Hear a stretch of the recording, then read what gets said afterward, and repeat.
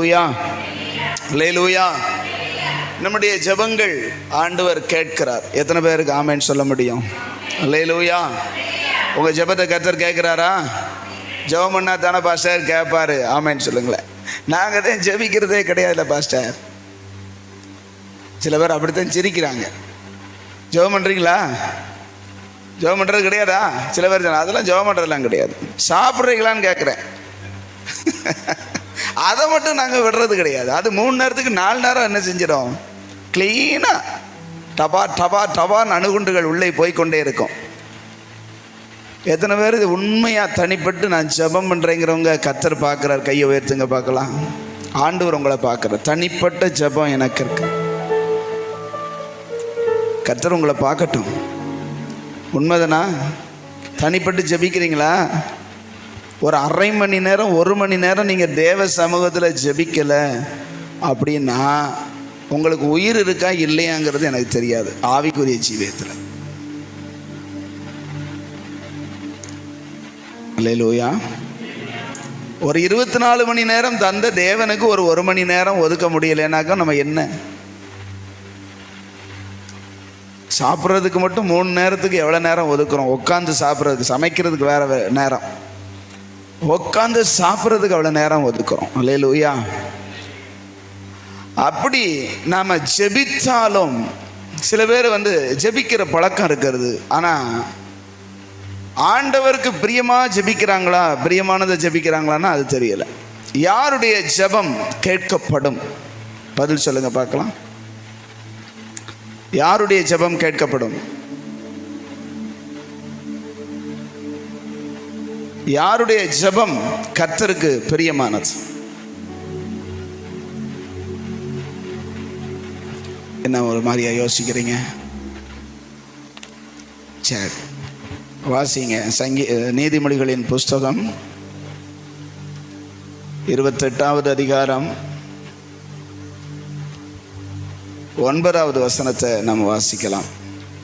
வேதத்தை கேளாதபடி தன் செவியை விலக்குகிறவனுடைய ஜெபமும் அருவருப்பானது. ஒருத்தர் சத்தமா அந்த பக்கம் வாசிங்க பார்க்கலாம். பெண்களில் வாசிங்க, வாசிங்க. வேதத்தை கேளாதபடி, சத்தம் அண்ணருக்கு அண்ணா இருக்க, வேதத்தை கேளாதபடி தன் செவியை விலக்குகிறவனுடைய ஜெபமும் அருவருப்பானது. அப்படின்னா அது அருவருப்பான ஜெபத்தை, அருவருப்பா இருக்கிறத ஆண்டவர் பதில் தருவாரா? அருவருப்பா இருக்கிறத நீங்க அக்செப்ட் பண்ணுவீங்களா? ஏற்றுக்கொள்வீங்களா? நாமே செய்ய மாட்டோம். ஆமென்.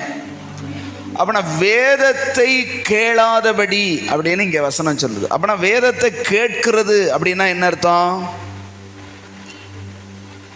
வேதத்தை கேளாதபடி அப்படின்னா என்ன அர்த்தம்? நான் சொல்றேன் வேதத்தை டெய்லி கேளுங்க, ஆடியோ பைபிளில் கேளுங்கன்னு சொல்றேன். நீங்க கேட்க மாட்டேன் அப்படின்னா உங்க ஜெபம் எப்படி இருக்கும்? சத்தமா சொல்லுங்கம்மா. எப்படி இருக்கும்? அருமையா இருக்குமா? அருவருப்பான ஜெபத்துக்கு எப்படி பதில் தருவார் கர்த்தர்? கர்த்தருடைய பார்வையில் அருமையான ஜெபங்கள், உடனே ஜெபித்த உடனே பதில் வந்த ஜெபங்கள் உண்டு. என்னை கேட்டாரலும் அப்படின்னு சொன்ன உடனே பதில் வந்த ஜெபங்கள் நம்ம வேதத்தில் இருக்கிறது. அல்லேலூயா. அப்படின்னா அந்த ஜெபங்கள்லாம் எப்படிப்பட்ட ஜெபங்களா இருந்ததுன்னா கர்த்தருடைய வார்த்தையின்படி ஜெபிக்கிற ஜெபம். அல்லேலூயா. இன்னைக்கு ஆண்டவர் என் மனதில் சிட்டம் தெளிவாக ஒரு 3-4 மணிக்கு சொன்னார், வேதத்தை கேளாதபடி ஜெபிக்கிறவனுடைய ஜெபம் எனக்கு அருவருப்பு அப்படின்னார். அப்படின்னா முதல்ல ஏன் கர்த்தர் நமக்கு வேதத்தை எழுதி கொடுத்துருக்கிறாரு? எதுக்கு அதை வாசிக்க சொல்றாரு? எதுக்கு அதை கேட்க சொல்றாரு? அந்த வசனத்தை வாசிங்க. கடைசி புஸ்தகம் வெளிப்படுத்தின விசேஷம், வெளிப்படுத்தின புஸ்தகம் 1ஆம் அதிகாரம் 3வது வசனம். இந்த தீர்க்க தரிசனம் 1:3. இந்த தீர்க்க தரிசன வசனங்களை வாசிக்கிறவனும், இந்த தீர்க்க தரிசனமான வசனங்களை வாசிக்கிறவனும் கேட்கிறவர்களும் இதில் எழுதி இருக்கிறவைகளை கை கொள்ளுகிறவர்களும் பாக்கியவான்கள். காலம் சமயமாய். ஆமென் சொல்லுங்களேன். இந்த தீர்க்க தரிசன வசனம்னா அப்படின்னா தீர்க்க தரிசனம்ங்கிறது வெளிப்படுத்தின விசேஷம் மட்டும் நினைக்கிறீங்களா? தீர்க்க தரிசனம் அப்படின்னா என்ன அர்த்தம்? கொஞ்சம் பதில் சொல்லுங்க. தீர்க்க தரிசனம்னா என்ன அர்த்தம்?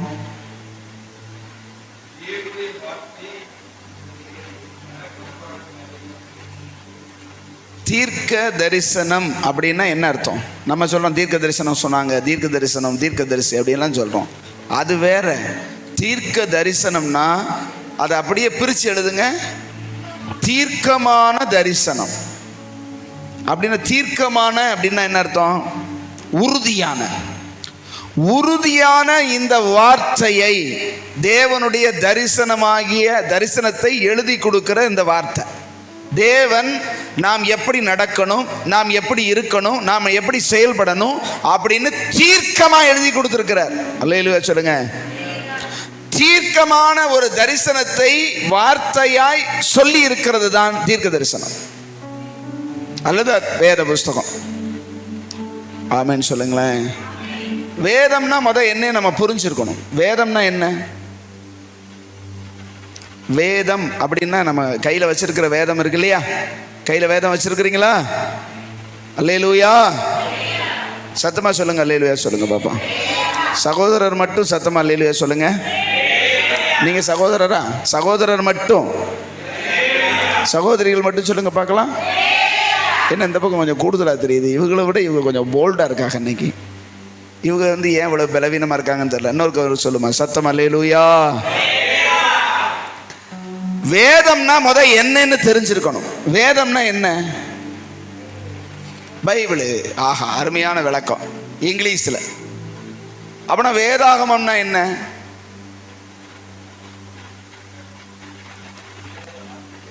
வேதம் என்றால் என்னன்னு நமக்கு தெரிஞ்சிருந்தாதான் அதுக்கு மதிப்புனாலும் கொடுக்க முடியும். தேவனுடைய வார்த்தை அப்படின்னா, தேவனுடைய வார்த்தைனா அதை எப்படி விளக்குறது? தேவன் மனிதனை குறித்து அல்லது தன்னுடையவர்களை குறித்து அவர் எப்படி இருக்க வேண்டும் என்று சிந்திக்கிறாரோ. இப்ப வேதத்துக்கு இன்னொரு பேர் உண்டு, தேவனுடைய கற்பனை. அப்படித்தானே? தேவனுடைய கற்பனைகளை கைக்கொள் அப்படி சொல்லப்பட்டிருக்கா? தேவனுடைய கற்பனைனா என்ன? தேவனுடைய கற்பனைனா வேத வசனம்னு சொல்றோம். ஆனா இன்னொரு வேற மாதிரி கேட்கிறேன், தேவனுடைய கற்பனைனா என்ன சொல்லுங்க. கொஞ்சம் ஆண்கள் சொல்லுங்க. பெண்கள் தான் ரொம்ப இன்னைக்கு உற்சாகமா இருக்கிறாங்க, என்னன்னு தெரியல. தேவனுடைய கற்பனைனா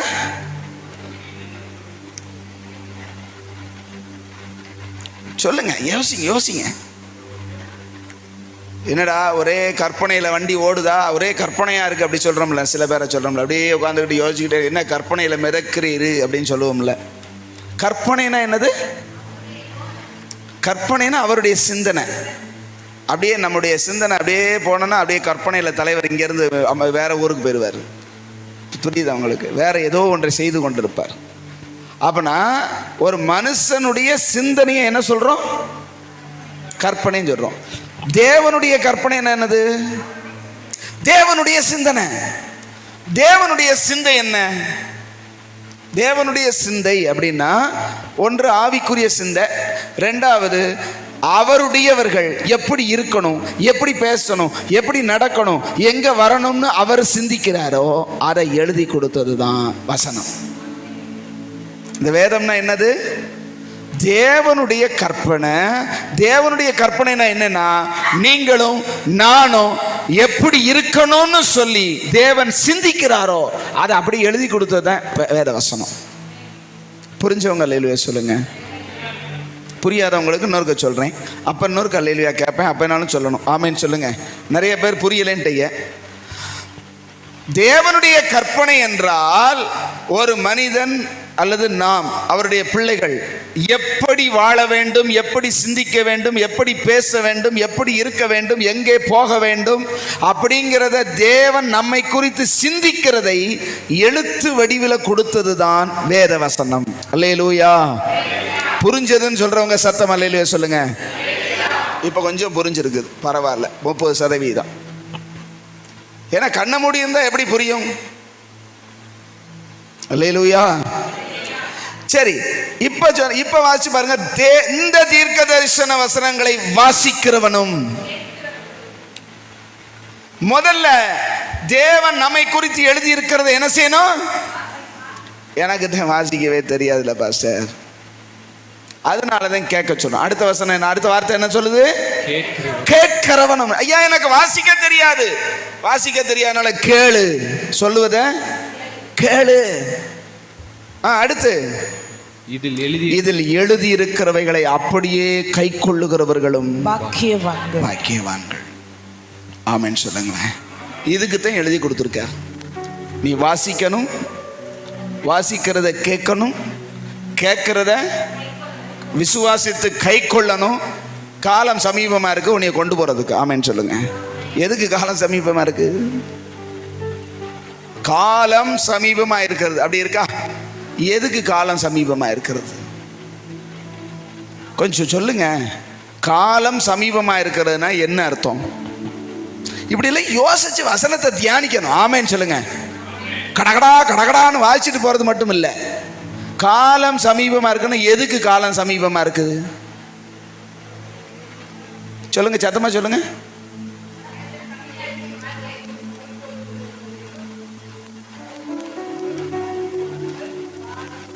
அதான் காலம் சமீபமா இருக்குன்னா என்னன்னு கேட்கிறேன்.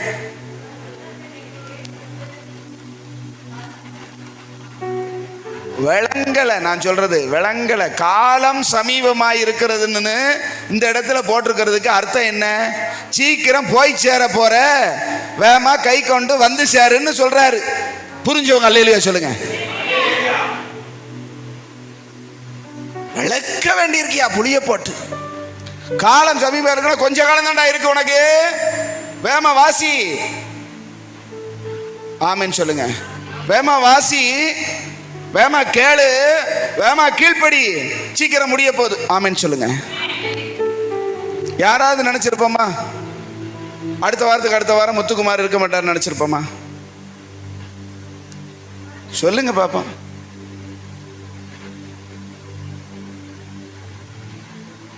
நாளைக்கு நம்ம இருப்போங்கிறதுக்கு எந்த உறுதியும் கிடையாது. காலையில கண்ணு முழிச்சாத்தேன், இல்லாட்டி பிற சங்கு சத்தம் தான் கேட்கும். அல்லேலூயா சொல்லுங்களேன். என்ன ஒரு மாதிரியா பாக்குறீங்க? அபசகுணமா பேசாதீங்க பாஸ்டர் சொல்ல. இல்ல உண்மை அது. அதே சொல்லப்படும். காலம் சமீபமா இருக்குன்னா நீ என்கிட்ட சீக்கிரம் வர போறடான்னு அர்த்தம். வேமா முடிய போகுதுன்னு அர்த்தம்.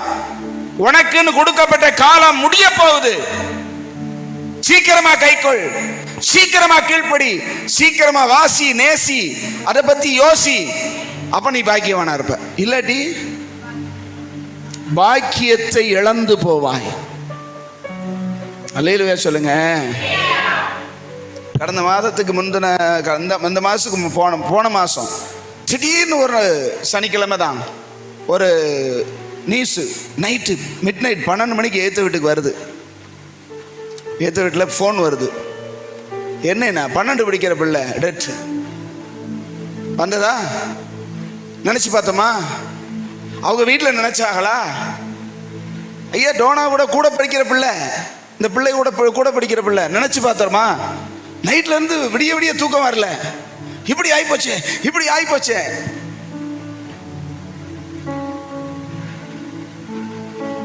யாரையும் சிரஞ்சீவியா வாழுவோன்னு நம்பவே கூடாது. ஆமென் சொல்லுங்க. கர்த்தர் சொல்ற காலம் சமீபமா இருக்கு. காலம் சமீபமா இருக்கு. யாரும் யாரையும் கொண்டு போய் சேர்த்துடவே முடியாது. நம்ம போய் சேர்ந்தாலே பெருசு. ஆமென் சொல்லுங்க. நமக்கு இருக்கிற அதைத்தான் சொல்றாரு. நீ நினைக்கிறதெல்லாம் நான் செய்வேன் நினைக்காத, நான் உன்னை குறித்து நினைக்கிறது நடக்குங்கிறாரு. ஆமென் சொல்லுங்க.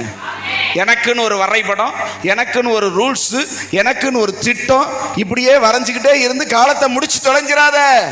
நான் வரைஞ்சி வச்சிருக்கிறத பாருங்கிறாரு. ஆமென் சொல்லுங்க. ஆண்டவர் வச்சிருக்கிறத பார்த்தேன்னா போய் சேர வேண்டிய இடத்துக்கு நான் என்ன செய்ய முடியும்? ஆமா, நீ உன்னை வரைஞ்சி வச்சுக்கிட்டு வேற இடத்துக்கு போயிடாத. அல்லேலூயா சொல்லுங்க. அதனாலதான் சொல்றாரு, இந்த வசனத்தை கேட்டு, அந்த வசனத்தை மறுபடியும் வாசிங்க. நீதிமொழிகள் 28:9-10. வேதத்தை கேளாதபடி தன் செவியை விலக்குகிறவனுடைய ஜெபமும் அருவருப்பானது. தேவனுடைய வார்த்தையை கேட்கவே பிடிக்கல. தேவன் என்ன சொல்லுகிறார் அப்படிங்கிறத கேட்க எனக்கு பிரியம் இல்லைன்னா உன் ஜெபமே அருவருப்பானது. நீ எப்படி தேவனுக்கு பிரியமா இருப்ப? ஆமென். கர்த்தர் தமக்கு பிரியமானவனைத்தான் தன்னோடு கூட வைத்துக் கொள்ள விரும்புகிறார். ஹல்லேலூயா. முதல்ல வேதத்தை நீங்க கேட்க கேட்க கேட்க என்ன ஆகும் அப்படின்னா, எதுக்கு நான் அதை சொல்றேன்னு புரிஞ்சுக்கோங்க. நீங்க வேதத்தை பிடிக்குதோ பிடிக்கலையோ, புரியுதோ புரியலையோ, விளங்குதோ விளங்கலையோ, கேட்டுக்கிட்டே இருங்க. ஏன் தெரியுமா? அது தேவனுடைய கற்பனை. தேவன் உங்களை குறித்து வைத்திருக்கிற, சொல்லுங்க, கற்பனை. ஏன் தெரியுமா நமக்கு பிடிக்காம போகுது? ஏன் தெரியுமா நமக்கு விளங்காம போகுது? ஏன் தெரியுமா நமக்கு அதுல மேல இஷ்டம் இல்லாம போகுதுன்னா, எனக்கு ஒரு திட்டம் இருக்கு, எனக்கு ஒரு கற்பனை இருக்கு, அவர் கற்பனை எனக்கு ஒத்து வர மாட்டேங்குது. ஆமென். அதனாலதான் சொல்றேன், பிடிக்குதோ பிடிக்கலையோ, கேட்க பிடிக்குதோ பிடிக்கலையோ, அது புரியுதோ புரியலையோ, கேட்டுக்கிட்டே இருங்க. கொஞ்ச நாள்ல உங்க கற்பனை மறைஞ்சு அவர் கற்பனை உங்களுக்குள்ள ஒதுக்க ஆரம்பிக்கும். அல்லேலூயா. சத்தமா சொல்லுங்க அல்லேலூயா. நீங்க கேட்க கேட்க கேட்க ஒரு நாளில் கர்த்தர் அந்த கற்பனையை உங்களுக்கு விளங்க செய்வார். ஃபிளாஷ் அடிப்பார். அவருடைய வார்த்தையை நீங்க கேட்க கேட்க கேட்க புரியாதது புரியும், உங்களை குறித்து விளங்காதது விளங்கும். ஏன்னா அதை சொன்னவர் பரிசுத்த ஆவியானவர். அதனுடைய ஆசிரியர் உங்களுக்கு உள்ள இருந்து சொல்லுவார், இதுதாண்டா நீ, இப்படித்தாண்டா வாழணும் சொல்லி கொடுப்பார். நான் சொல்லி கொடுக்கறதெல்லாம் எனக்கு தெரியும், 2% கூட உங்களுக்கு புரியாது, நீங்க ஏற்றுக்கொள்ள மாட்டீங்கன்னு எனக்கு தெரியும். ஆனா ஆவியானவர் உள்ளிருந்து சொன்னார்னா உங்களால கீழ்ப்படியாம இருக்க முடியாது. அல்லேலூயா. சொல்றவர் சொன்னார்னா கேட்கிறவர் கேட்டுத்தானே ஆகணும். ஆமென் சொல்லுங்க. உள்ளேல கிடக்காரு, குடஞ்சு எடுத்துருவாரு. ஆமென் சொல்லுங்க. மனசாட்சி அறுக்குது, உழுப்புதுன்னு சொல்றமா, உள்ள கடந்து இதை செய்யிடாம்பார். அப்பம்போது நம்முடைய வாழ்க்கையில வேத வசனம் வாழ்க்கையா மாறும். ஆமென் சொல்லுங்க. இன்னைக்கு எத்தனை பேருடைய ஜெபம் அப்படியே வறண்டு, அப்படியே கல்லு மோட்டார் மாதிரி 2 வார்த்தை சொல்லி ஒரு மணி நேரம் ஜெபம் பண்ணிட்டோன்னு பார்த்தோன்னா 15 நிமிஷத்தை தாண்டலை. அந்த அளவுக்கு ஜெபம் என்ன செய்யுது? கல்லு மோட்டார் மாதிரி ஓடுது. 1 மணி நேரம் போனதே தெரியாம நான் ஜெபம் பண்ணிக்கிட்டு இருக்கேன் பாஸ்டர் அப்படின்னு சொல்றவங்க இருக்கீங்களா? மணிக்கணக்கா டிவிக்கு முன்னாடி உட்காந்தா 3 மணி நேரம் ஓடிடுது. அல்லேலூயா. அரை நாள் போயிருது. எதுல உட்காந்தா? டிவிலையும் சீரியல்லையும். வாழ்க்கை சீரழிஞ்சு போச்சுன்னு அர்த்தம். தேவனுடைய சமூகத்துல உட்கார்ந்து படிங்க. படிக்க முடியாட்டி கேளுங்க. கேட்க முடியாட்டி யாராவது வாசிக்க சொல்லினாலும் என்ன செய்யுங்க? கேளுங்க. இந்த தீர்க்க தரிசன வசனத்தை நீங்க கேட்க கேட்க கேட்க உங்களுக்குள்ள பாக்கியம் உண்டாக்கிட்டு இருக்கும், நீங்க நன்மை உண்டாக்கிட்டு இருக்கும். ஏன் தெரியுமா? அந்த வார்த்தைக்குள்ள ஜீவன் இருக்கிறது. அந்த ஜீவன் உள்ள வார்த்தை உங்க ஜீவனுக்குள்ள போகும்போது 2 ஜீவனும் சேர்ந்து புதுசா ஒண்ணு உண்டாக்கிறோம். அல்லேலூயா, அல்லேலூயா. வேத வசனத்தை கேட்காம நாம ஜெபித்தாலே, கேட்கிறது அப்படின்னா நான் சொல்ற ஹியரிங் அது மட்டும் அல்ல. ஹியரிங் அப்படின்னா கேட்கிறது, அவங்க சொல்றத நம்ம கேட்கறது, கர்த்தர் சொல்றத கேட்கறது, வேத வசனத்தை சத்தமா படிக்கும் போது கேட்கறது. அடுத்து அது சொல்றத கேட்கறது, சொன்னபடி செய்யுது. ஆண்டவருடைய வசனத்தின்படி நான் கேட்க மாட்டேன், செய்ய மாட்டேன் அப்படின்னா சொன்னதை கேட்காதவன் அர்த்தம். ஆமேன்னு சொல்லுங்களேன். அப்படின்னா வேதத்தை கேளாதபடி அப்படின்னா ஒன்று கேட்டல், இன்னொன்று கீழ்ப்படிதல். வேதத்துக்கு கீழ்ப்படியாம ஒருத்தன் ஜெபம் பண்ணுனான்னா அந்த ஜெபம் அல்லேலூயா. அதனால அங்க ரெண்டு அர்த்தத்துல சொல்லப்பட்டிருக்குது. வேதத்துக்கு கீழ்ப்படியாமல் தன் செவியை அப்படின்னு சொல்ல முடியாது, தன் வாழ்வை அப்படின்னு தான் போடணும். அதனால தான் ஆண்டவர் சொல்ற தெளிவா எழுதியிருக்கிறாரு, வேதத்தை நீ கேட்க கூடாதபடி, வேதம் என்ன சொல்லுகிறதோ அதன்படி நடக்க கூடாதபடி வா இருதயத்தை உன்னுடைய ஆவிக்குரிய செவியை விலக்கி நீ வா விருப்பத்தை சொல்லி ஜெபம் பண்ணி வாய்ப்பே இல்லை. ஆமென்னு சொல்லுங்களேன். நீ தேவனுக்கு பிரியமானவனா இருந்தா தான் சரி. தேவனுக்கு பிரியம் இல்லாம இருந்தா என்ன? ஜெபம் பண்ணா கேட்காதா? பிசாசுடைய ஜெபத்தை கர்த்தர் கேட்டாரா இல்லையா? எங்கெங்க பிசாசுக்கு ஜெபத்தை கேட்டாரா? பிசாசுடைய ஜெபத்தை வேண்டுதலை கர்த்தர் கேட்டார். என்னை இந்த பன்றிகளுக்கு நீர் பாதாளத்துக்குள் என்னை அனுப்பிவிட வேண்டாம் ஆண்டவரே, இந்த பன்றிகளுக்குள்ள அனுப்புனா போடான்ட்டார். ஜெபம் கேட்கப்பட்டதா இல்லையா? அப்பனா பிசாசு கர்த்தருக்கு ரொம்ப பிரியமானவனா? சொல்லுங்க. பிசாசு கர்த்தருக்கு பிரியமானவனா? இல்ல. ஆனா அவன் ஜெபத்தை அவன் கேட்கிறாரு.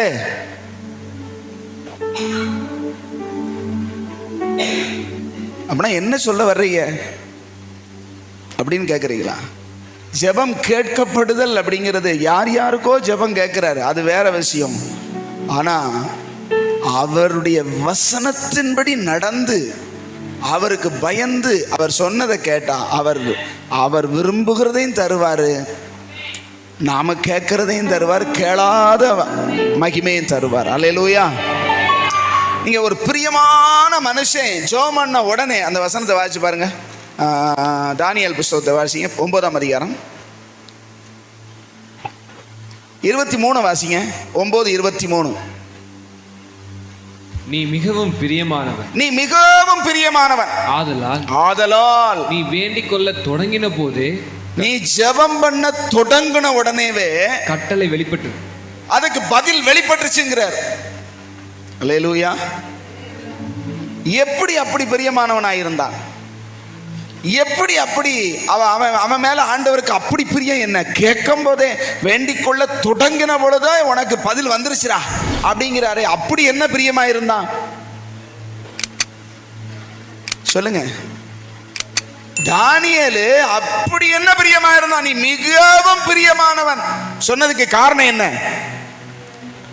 கவனிங்க, என்ன காரணம்? என்ன காரணம்? ஜெபம் பண்ணுவானா? 3 நேரம் ஜெபம் பண்றதுனாலயா? அவன் 3 நேரம் ஜெபம் பண்ணனால பிரியமானவனா?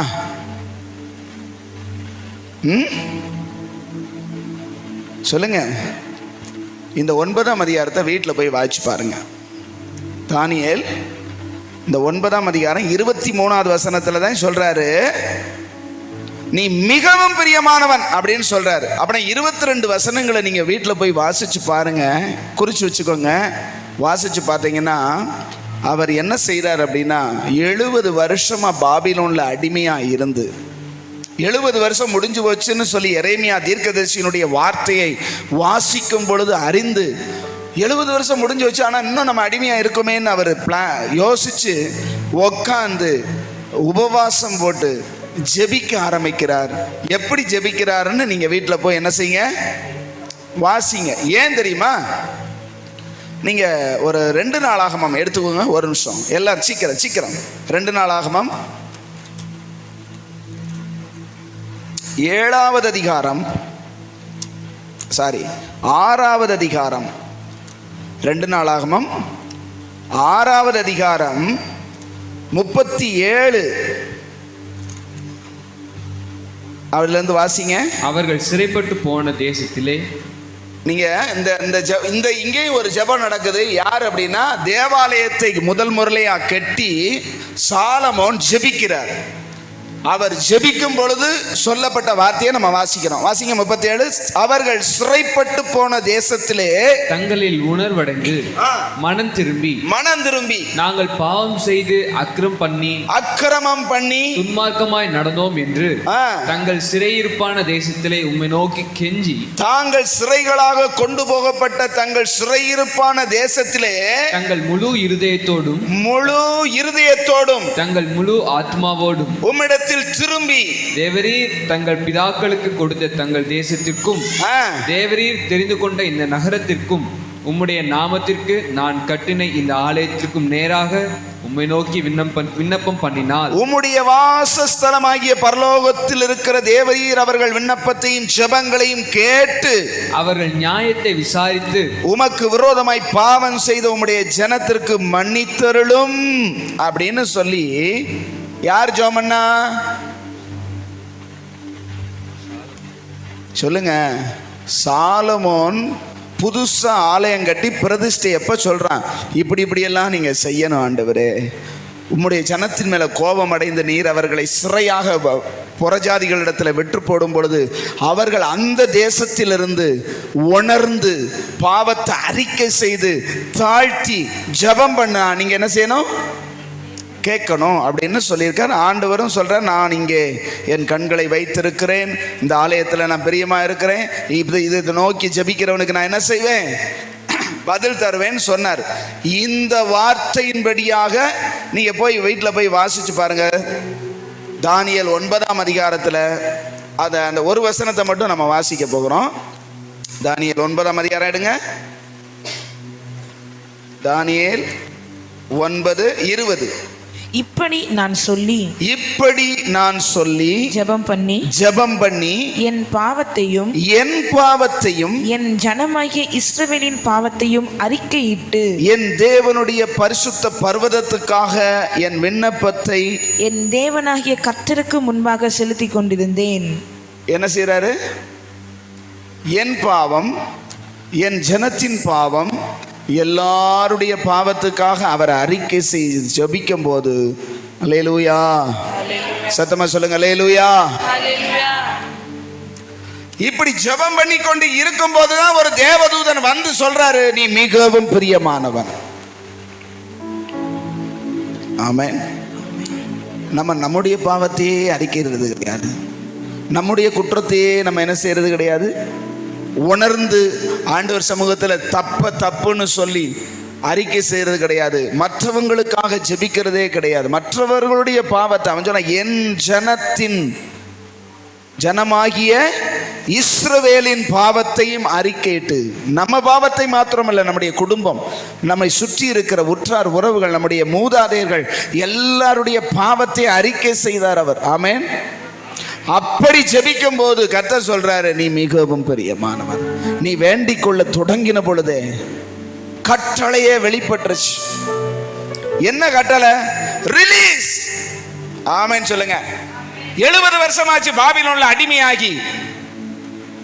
என்ன கட்டளை வெளிப்படுதுன்னா, கர்த்தரிடத்திலிருந்து ஒரு கட்டளை வருது, அவர்களை விடுதலை செய்.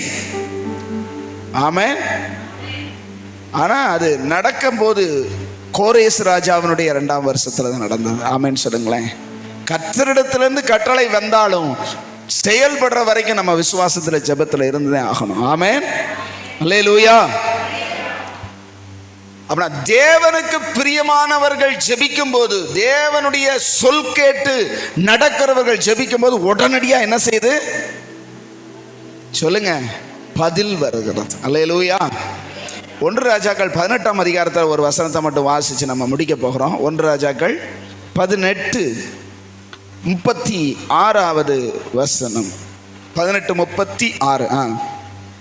அந்திபலி செலுத்தும் நேரத்திலே தீர்க்கதரிசியாகிய எலியா வந்து, ஆபிரகாமுக்கும் ஈசாக்குக்கும் யாக்கோபுக்கும் தேவனாகிய கர்த்தாவே, இஸ்ரவேலிலே நீர் தேவன் என்றும் நான் உம்முடைய ஊழியக்காரன் என்றும், நான், எல்லாரும் சேர்ந்து வாசிங்க, நான் இந்த காரியங்களை எல்லாம் உம்முடைய வார்த்தையின்படி செய்தேன் என்றும் இன்றைக்கு விளங்க பண்ணும். இது யாரு ஜெபம் பண்றா? இது யாரு ஜெபம் பண்றா? எலியா தீர்க்கதரிசி ஜெபிக்கிறாரு. அந்த 450 பாகால் தீர்க்கதரிசியும் 400 தோப்பு வைக்கிற தீர்க்கதரிசிகளும் சேர்ந்து இஸ்ரவேலை நாசப்படுத்தி ஜனங்களை பூரா என்ன செஞ்சிட்டாங்க?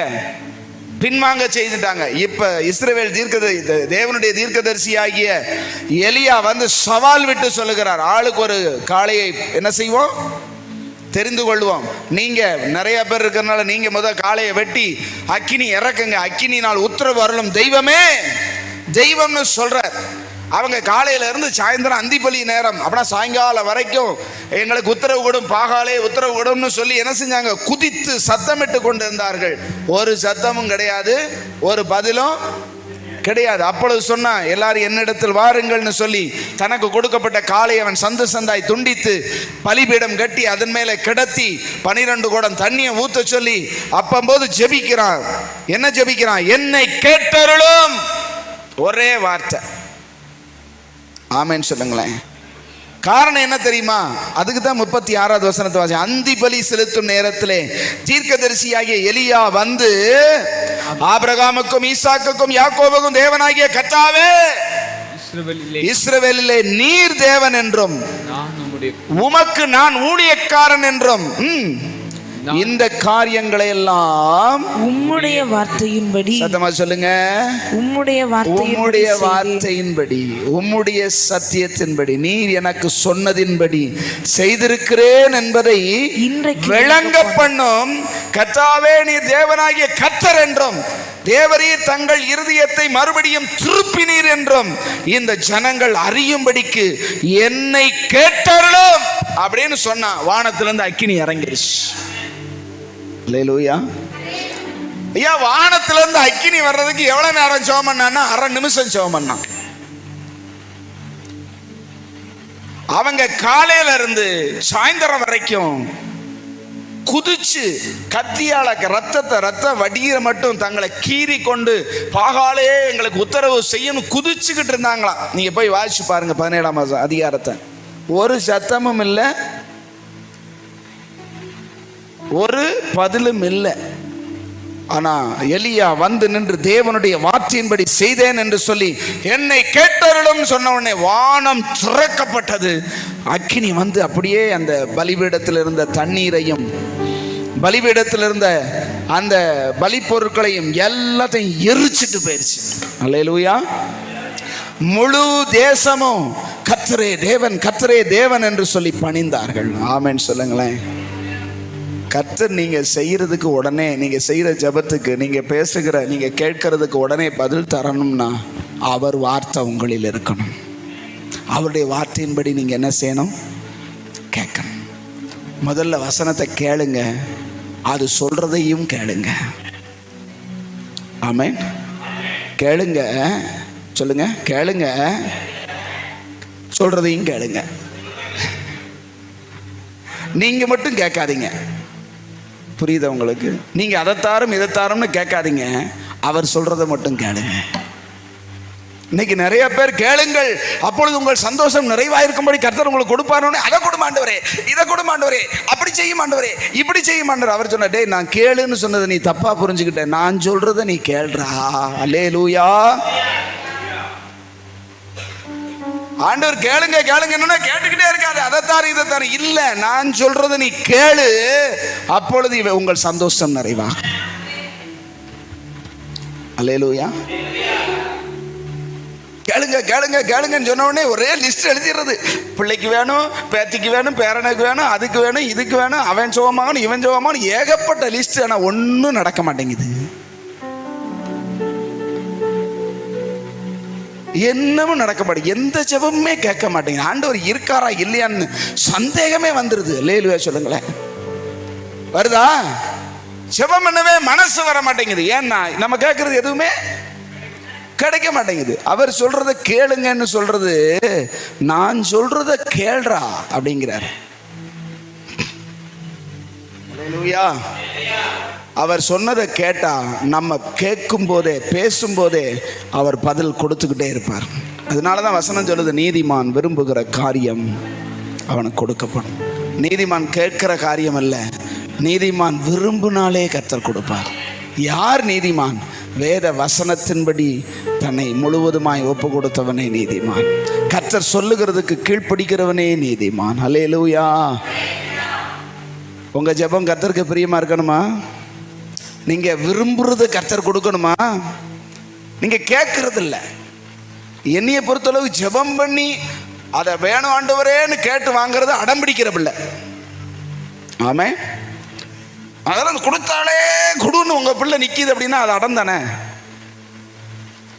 மகனுக்கு இது வேணும் போல தெரியுது, அவன் இருக்கும் போதே அது இல்லாமல் இருக்கான், அவனுக்கு ஒன்று வாங்கி கொடுத்தா நல்லது அப்படின்னு ஒரு தாயின் தகப்பனும் சிந்திக்கிற அளவுக்கு ஒரு மகன் இருந்தான்னா, அவன் கேட்காமலே டே உனக்கு இது தேவை இந்தா அப்படின்னு வாங்கி கொடுத்தா எப்படி சந்தோஷமா இருக்கும். அல்லேலூயா. இது இருந்தால் நல்லா இருக்கும் ஆண்டவரே அப்படின்னு மனசுல நினைச்சாலே கர்த்தர் பார்ப்பாரு. நீ எனக்கு பிரியமானதை செய்கிறேல, உனக்கு பிரியமானதை நான் செய்யாம இருப்பேனா? அல்லேலூயா சொல்லுங்களேன். செய்வாரா செய்ய மாட்டாரா? இப்படி அனுபவம் யாருக்காவது இருக்கா? இது அனுபவமாக மாறணும். நான் சின்ன வயசுலேயே 91 ரட்சிக்கப்படும் பொழுது 15 வயசு, அப்பம்போது ஆண்டவருக்கு மேலே அளவில்லாத அன்பில் இருக்கும்போது நான் மில்லில் வேலை பார்த்தேன். நான் அந்த கோவிந்தராஜன் மில்லில் வேலை பார்த்தேன். அப்பம்போது போன உடனேவே நீ எலக்ட்ரிஷியன் ஆக்கிட்டேன். எலக்ட்ரிஷியனுக்கு அசிஸ்டண்ட்டாக போட்டாங்க. நான் எல்லா இடத்தையும் சுற்றி இந்த மீட்டர் போர்டுகளை எல்லாம் என்ன செய்வேன்னா க்ளீன் பண்ணிக்கிட்டு வருவேன். எனக்கு ஒரு பெரிய மன வருத்தம் உண்டு. என்ன வருத்தம் அப்படின்னா, எனக்கு கொடுக்கப்பட்ட வேலை எனக்கு அருமை தெரியல. அது வேற விஷயம். ஏன்னா போன உடனே எல்லாரும் என்ன செய்வாங்க, செமக்க விட்டு மண்டையெல்லாம் பிஞ்சு வரும். அது வேற விஷயம். அது தெரியாது நமக்கு. நம்மளை போன உடனே என்ன செஞ்சுட்டாங்கன்னா எலக்ட்ரிஷியனுக்கு அசிஸ்டண்டாக போட்டாங்க. நம்ம நல்லா காக்கி போட்டுக்கிட்டு அப்படியே சிறப்பாக சுற்றிக்கிட்டு தெரியுவேன். எனக்கு தெரியாது, அந்த மேன்மை தெரியலை. அப்படியே சுற்றிக்கிட்டே வரும்போது நான் ஒரு டிபார்ட்மெண்ட் அப்படி பார்த்தேன். எத்தனை பேர் இருக்காங்க? 50 பேர் வேலை செய்கிறாங்க. எவ்வளோ சந்தோஷமாக வேலை செய்கிறாங்க, எவ்வளோ ஸ்பீடாக வேலை செய்ய. நம்ம இப்படி ஒத்த காக்கா மாதிரியே சுற்றிக்கிட்டு தெரிய வேண்டியிருக்கேன் அப்படின்னு ஆசைப்பட்டேன். அது என்னென்ன ரீலிங்கு உங்களுக்கு அங்கே புரிஞ்சவங்களுக்கு புரியும், மெல்லு வேலை பார்த்தவங்களுக்கு மற்றவங்களுக்கு புரியாது. ரீலிங்கில் பயங்கர கஷ்டம். ஏன்னா அவன் கிலோ எடுக்க சொல்லுவான், இத்தனை கிலோ ஓட்டிகிட்டு போம்பான். அந்த காலத்தில் பயங்கர ஸ்டிக்கு. ஆனால் அந்த லொக்கேஷன் இப்படி பார்ப்பேன், எவ்வளவு காற்றோட்டமாக இருக்குது, எவ்வளோ பேர் வரிசையாக நின்று பேசிக்கிட்டே வேலை செய்கிறாங்க, எவ்வளோ ஸ்பீடாக வேலை செய்கிறாங்க, எவ்வளோ நல்லா இருக்குது. நம்ம இப்படி விளக்கமாக தொத்திக்கிட்டு இப்படியே சுத்தம் பண்ணிக்கிட்டே தெரிய வேண்டியிருக்கே அப்படின்னு கொஞ்ச நாள் அந்த இடத்துக்கு மாற்றிட்டார். அல்லேலூயா சொல்லுங்களேன். மனசுல நினைச்சேன். அங்க போனதுக்கு அப்புறம் தான் தெரிஞ்சு, ஐயோ இங்கே வந்துட்டோமே ஆண்டவரே அப்படின்னு சொல்லிட்டு, ஆண்டவரே நான் தெரியாம ஆசைப்பட்டுட்டேன் அப்படின்னு சொல்லி கொஞ்ச நாள் சென்று எலக்ட்ரிஷியனுடைய அருமை அப்போ தெரிஞ்சது. அதுக்கப்புறமா எலக்ட்ரிஷியன் நமக்கு ஒன்றும் புரிய மாட்டேங்குது. ஏன்னா எலக்ட்ரிக்கல் மோட்டார் ஹீட்டார் அதெல்லாம் நமக்கு படிப்பறிவு இல்லாதனால புரியலை. ஆண்டவரே அந்த வெல்டிங் ஷாப்பில் ரொம்ப அழகாக இருக்குதே, அங்கே போனால் நான் சுற்றியில் வச்சு தட்டுறதுக்கு எனக்கு படிப்பு தேவையில்லையே அப்படின்னு நினச்சேன். கொஞ்ச நாள் என்னைய தேடி வந்து அந்த வெல்டர் வந்து இவன் தான் வேணும்னு என்னைய தூக்கிட்டு போயிட்டார். அல்லேலூயா சொல்லுங்களேன். மனசுல நினைச்சதெல்லாம் கர்த்தர் அவன்கிட்ட போய் பேசி அவனை தூக்குடான்றார். அல்லேலூயா சொல்லுங்க.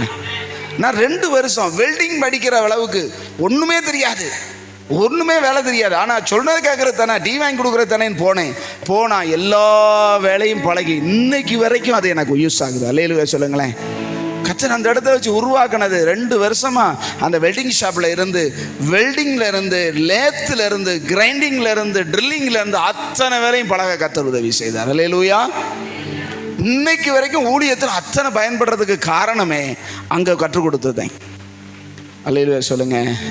அங்க இருக்கும்போது தான் பார்த்தேன். அதுக்கப்புறமா இவங்களுடைய நடவடிக்கை எல்லாம் செம்மையா இல்லையேன்னு சொல்லிட்டு ஆண்டவரே என்ன செய்ய, ஆண்டவர் அங்கிருந்து தூக்கி கொண்டு வந்து வேற இடத்துல கொண்டு வந்தார்.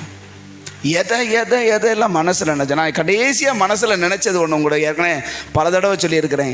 இந்த பக்கமாக விருதுநகருக்கு அப்படி போகும்போது, பஸ்ஸில் போகும்போது இந்த கட்டடம் அந்த பக்கத்தில் இருக்குது பார்த்தீங்களா, அந்த எண்ணெய் மில்லு, இதை பார்த்து ஆஹா இது சர்ச்சுக்கு சூப்பர் இடம்டா, இதை வேணும்டா, இதை எப்படியாவது யார் இதுன்னு கேட்டு, அவன் வேற இதுக்கு தனக்குன்னு கட்டுறாங்க, புரியுதா உங்களுக்கு, தனக்குன்னு கட்டி வச்சிருக்கிறாங்க சொந்த வேலைக்காக, இதை வாடகைக்கு வாங்கி போடணும்டா அப்படின்னு சொல்லி ஒரு 2 தடவை பார்த்து தோத்திரம் பண்ணிட்டு மறுபடியும் வந்து உள்ளே எட்டி பார்த்தா உள்ள பெரிய பெரிய மிஷினாக நிற்கிது. ஐயோ தெரியாமல் ஆசைப்பட்டுட்டோம் போலேன்னு சொல்லிட்டு அவர்கிட்ட போய் கேட்டால் இது எங்கள் சொந்த யூஸு, வாடகைக்கெல்லாம் தர முடியாதுன்னு சார். அல்லேலூயா சொல்லுங்க. இதே கட்டடம் தான், நீங்கள் அங்கேருந்து பாருங்கள், அதுதான் தெரியும், நம்ம இது தெரியாது. ஆண்டவர் பார்த்தார், ஆசையாடப்படுறேன், பக்கத்து மணியே வாங்கி அதை விட உயரமாக கட்டி தரேன்டான்ட்டார். அல்லேலூயா சொல்லுங்களேன். அவன் தரமாட்டேன்னா உனக்கு பக்கத்தில் உன்னை உண்டாக்குறதுக்கு பலன் தருவார். ஆமேன்னு சொல்லுங்க. இந்த மனையை நாங்கள் விசாரிக்கும் போது அன்னை ஆபிரகாம் அண்ணன் தான் சொன்னார், எல்லாம் சரிதான், இதுக்கு அட்வான்ஸ் போடனாலும் ரூபா இருக்கா அப்படின்னு கேட்டார். எனக்கு நல்லா ஞாபகம் இருக்கு. எல்லாம் பண்றீங்களே, இது இவ்வளவு பெரிய இடம், 80க்கு 40 எப்படி அப்படின்னா, கர்த்தர் தருவார், பேசாம இருங்க. அல்லேலூயா சொல்லுங்களேன். வாங்கியாச்சு.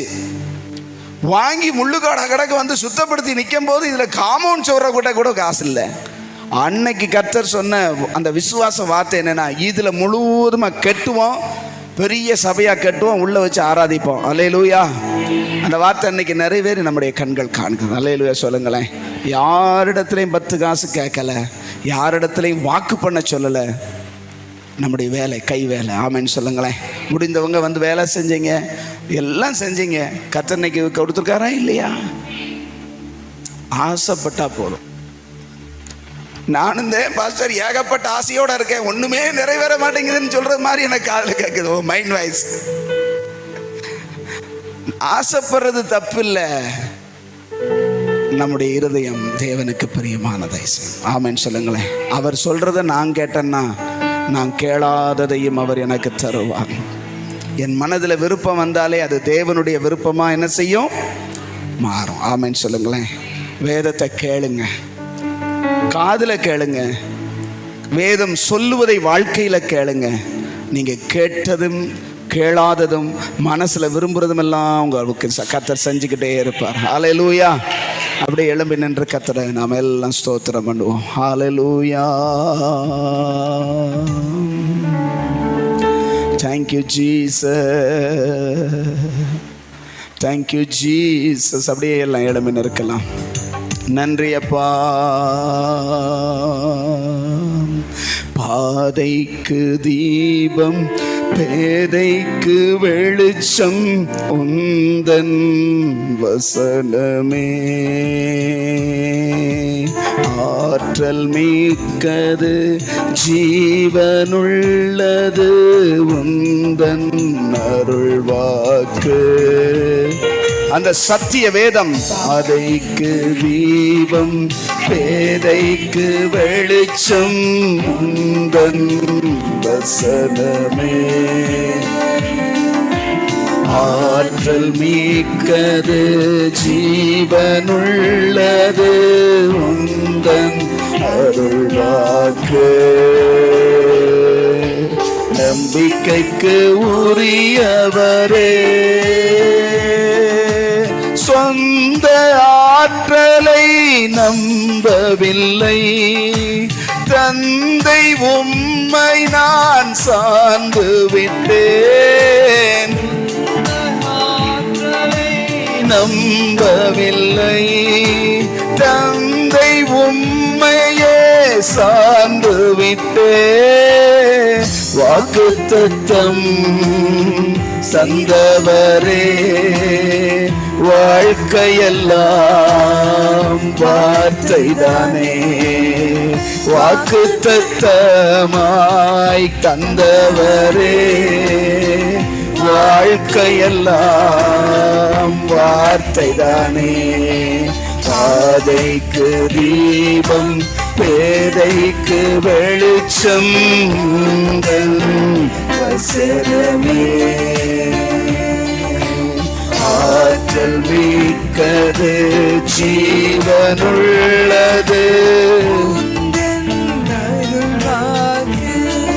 அந்த வார்த்தை. பாதைக்கு ஜீவம், பேதைக்கு வெளிச்சம் வசனமே. ஆற்றல் மிக்கது, ஜீவனுள்ளது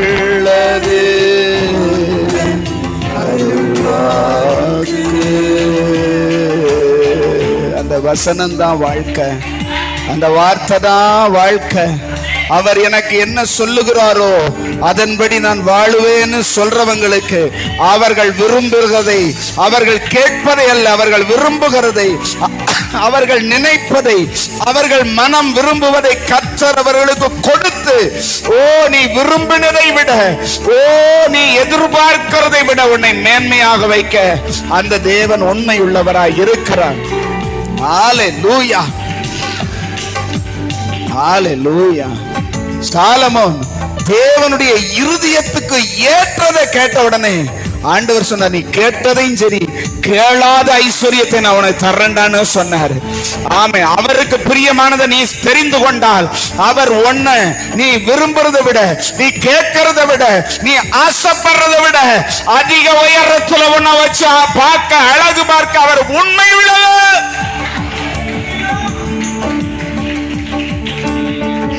அவர் அவர் அவர் அவர் அவர் அப்படிப்பட்டவர். அவர் ஆச்சரியமானவர், அவர் மகிமையானவர். ஹalleluya. நிச்சயம் செய்து முடிப்பீங்க. நீங்க செய்ய நினைச்சது நிச்சயம் செய்து முடிப்பீங்க. சொல்லுங்க, நீங்க செய்ய நினைச்சது நிச்சயம் செய்து முடிப்பீங்க. நீங்க செய்ய நினைச்சத நிச்சயம் செய்து முடிப்பீங்க. காற்றையும் பார்க்கல, மழையையும் பார்க்கல, காற்றையும் பார்க்கல, மழையையும் பார்க்கல, ஆனாலும் என் வாய்க்கால்கள் நிரம்ப செய்தீர, என் குறைகளெல்லாம் நிறைவாக்கி வாழ செய்வீங்க. ஆமென். ஆனாலும் என் வாய்க்கால நிரம்ப செய்தீங்க, என் குறைவெல்லாம் நிறைவாக்கி வாழ செய்வீங்க. என் குறைவெல்லாம் நிறைவாக்கி வாழ செய்வீங்க. நீங்க செய்ய நினைச்சத நிச்சயம் செய்து முடிப்பீங்க.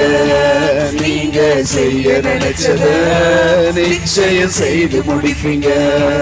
நீங்க செய்ய நினைச்சத சொல்லுங்க, எனக்கென்று நீ முன்குறித்ததை, எனக்கென்று வைத்திருக்கிறதை ஒருவனும் பறித்துக் கொள்ள முடியாது. நான் என் தேவனுடைய இருதயத்துக்கு பிரியமானபடி, என் தேவனுக்கு பிரியமாய் அவர் சொல்லுகிறதை கேட்கிறவனாய் இருக்கும் போது அவர் எனக்கென்று குறித்ததை நிறைவேற்றுவார். நிச்சயம் செய்து முடிப்பீங்க. உங்களுக்காக அவர் செய்ய நினைச்சிருக்கிறது பெருசு, உனக்காக அவர் வச்சிருக்கிறது பெருசு, உனக்காக அவர் வைத்திருக்கிற திட்டம் பெருசு. உன் கற்பனைக்கு எட்டாத உயரமான தேவன் அவர். அவர் அவ்வளவு பெரிய திட்டங்களையும் காரியங்களையும் வச்சிருக்கிறார். நீ மட்டும் அவருடைய இருதயத்துக்கு ஏற்றவனா மாறிடு, நீ மட்டும் அவருக்கு பிரியமானவனா மாறிடு, நீ மாத்திரம் அவர் சொல்றதுக்கு சரின்னு கேட்டு, தேவரீ என்ன செய்ய சித்தமா இருக்கிறீ சொல்லும் அடியேன் கேட்கிறேன் என்று சொல்லுவாயானால் அவர் உனக்கென்று வைத்திருக்கிறத, உனக்கென்று குறித்திருக்கிறத நீ கேட்கவே வேண்டாம். நாட்கள் காலங்கள் நிறைவேறும் பொழுது ஒவ்வொன்றாய் ஒவ்வொன்றாய் உன் கண்கள் காண செய்வார். உன் வாழ்க்கையிலே, உங்களுடைய குடும்பத்திலே சகலவற்றையும் அவரே நேர்த்தியாய் எல்லாவற்றையும் செய்து முடிப்பார்.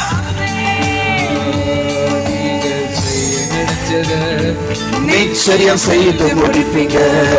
நீங்க செய்ய நினைச்சத நிச்சயம் செய்து, சொல்லுங்க சொல்லுங்க சொல்லுங்க, நீங்க செய்ய நினைச்சத என் வாழ்க்கையில, என் வாழ்க்கையில, என் குடும்பத்துல எல்லாத்தையும் செய்வீங்க, செய்ய போகிறீங்க, மாற்றுவீங்க. மாறுதல் வரும். ஏனென்றால் நான் மாறுகிறேன், நான் உமக்காக மாறுகிறேன், நான் உமக்காக கீழ்ப்படுகிறேன், உம்முடைய வார்த்தைக்கு நான் கீழ்ப்படுகிறேன். தேவனே சகலத்தையும் செய்ய வல்லவர், என் வாழ்வில் தன்னின்றி செய்து முடிப்பவர். தேவனே சகலத்தையும் செய்ய வல்லவர், என் வாழ்வில் தன்னின்றி செய்து முடிப்பவர். நீங்க செய்ய நினைச்சத நிச்சயம் செய்து முடிப்பீங்க. நீங்க செய்ய நினைச்சத நிச்சயம் செய்து முடிப்பீங்க. நீங்க செய்ய நினைச்சத நிச்சயம் செஞ்சு முடிப்பீங்க. நீங்க செய்ய நினைச்சத செஞ்சு முடிப்பீங்க. ஆமென். ஹalleluya. கர்த்தர் உங்களுக்கென்று வைத்திருக்கிறவைகளை உங்களுக்கு கொடுக்கும்படி அவர் ஆசையா இருக்கிறார். உங்களை வைக்க வேண்டிய ஸ்தானத்துல உங்களை உயர்த்துவதற்கு தேவன் ஆசையா இருக்கிறாரு. நீ கீழ்ப்படி, வேதத்தை படி, அதற்கு கீழ்ப்படி, நீ பாக்கியவானா மாறிடுவ. உனக்குன்னு வச்சிருக்கிறவை எல்லாம் உன்கிட்ட வந்து சேர்ந்துகிட்டே இருக்கும். ஹல்லேலூயா. உனக்கென்று வைத்த ஆசீர்வாதம், உனக்கென்று வைத்த நன்மை, உனக்கென்று வைத்திருக்கிற மேன்மை எல்லாம் வரும். நீ அதை கேட்க வேண்டியதில்லை. நீ செய்ய வேண்டியதெல்லாம் வேதத்தை கேளு, வேதத்துக்கு கீழ்ப்படி. நீ கீழ்ப்படிய உன்னை கர்த்தர் மேல்படியில ஏற்றிக்கிட்டே இருப்பாரு. நீ கீழ்ப்படிய உன் வாழ்க்கை மேல்படியில கர்த்தரால் ஏற்றப்படுவா. ஹல்லேலூயா. ஒருவேளை நீங்க சொல்லலாம், கர்த்தர் எனக்கு என்னவுமே சொல்லலையே. உனக்கு சொல்லாட்டாலும் பரவாயில்ல, உனக்குன்னு வச்சிருக்கிறத உனக்கு கொடுப்பார். சில பேருடைய மனசுல என்னமோ யாருக்கு பேசுறாரோ தெரியல, எனக்கெல்லாம் என் ஆண்டவர் என்னவுமே சொல்லலைங்க, எனக்கு எதுவுமே வாக்கு பண்ணல. உன்கிட்ட சொல்லாட்டாலும், உன்கிட்ட அதை அறிவிக்காட்டாலும், உனக்குன்னு வச்சிருக்கிறத உனக்கு தருவார். ஹல்லேலூயா. ஒரு சின்ன விஷயம் மட்டும் சொல்றேன், மனசுல ஆக்கிக்கங்க.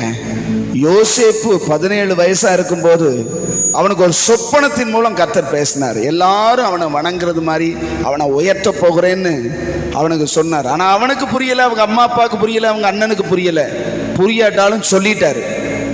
ஆனா தாவீதுக்கு ஒண்ணுமே சொல்லல. தாவீது ஆடு மேய்ச்சிக்கிட்டு வீட்டில் அம்மா அப்பா சகோதரர்களால் புறக்கணிக்கப்பட்டு வனாந்திரத்தில் ஆடுமைக்கு அனுப்பப்பட்ட போதும் கர்த்தர் அவன்கிட்ட என்னவுமே சொல்லலை. ஆனா அவன் கர்த்தருக்கு பிரியமானதை செஞ்சுக்கிட்டே இருந்தான் பாருங்க.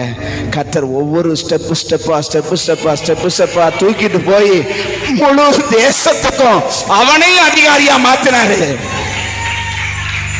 சொன்னவர் யோசேப்புக்கு சொன்னவர் 17 சொன்னவர் 30 வயசுல சொன்னதையும் நிறைவேற்றினாரு. தாவீது 17 வயசுல கர்த்தருக்கு பிரியமானவனா இருந்தான், அவனுக்கு சொல்லாததையும் நிறைவேற்றினாரு. ஹல்லேலூயா. எனக்கு ஒண்ணுமே சொல்லலன்னு சொல்றீல, உன் மைண்ட் வாய்ஸ கர்த்தர் பார்க்கிறாரு, உன் சிந்தையில இருக்கிறத கர்த்தர் பார்க்கிறாரு. உனக்கு சொல்லலைனாலும் வச்சிருக்கிறது இருக்குடாங்கிறாரு. ஆமென் சொல்லுங்க. உனக்கென்று நான் ஆயத்தம் பண்ணி வைத்தவைகளை உன் கண் காணவும் இல்லை, உன் காது கேட்கவும் இல்லை, அது உன் இருதயத்தில் தோன்றவும் இல்லை. ஆகிலும் கர்த்தர் அவைகளை உனக்கு ஏற்ற நேரத்தில் வெளிப்படுத்தி உனக்கு கொடுக்க போதுமானவர். கையை தட்டி அப்பாவுக்கு நன்றி அப்பா.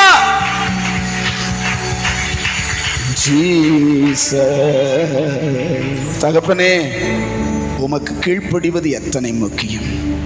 உம்முடைய வசனத்தை கேட்பதும் கேட்டு கீழ்ப்படிவதும் உமக்கு எத்தனை இன்பமானது, உமக்கு எத்தனை பிரியமானது.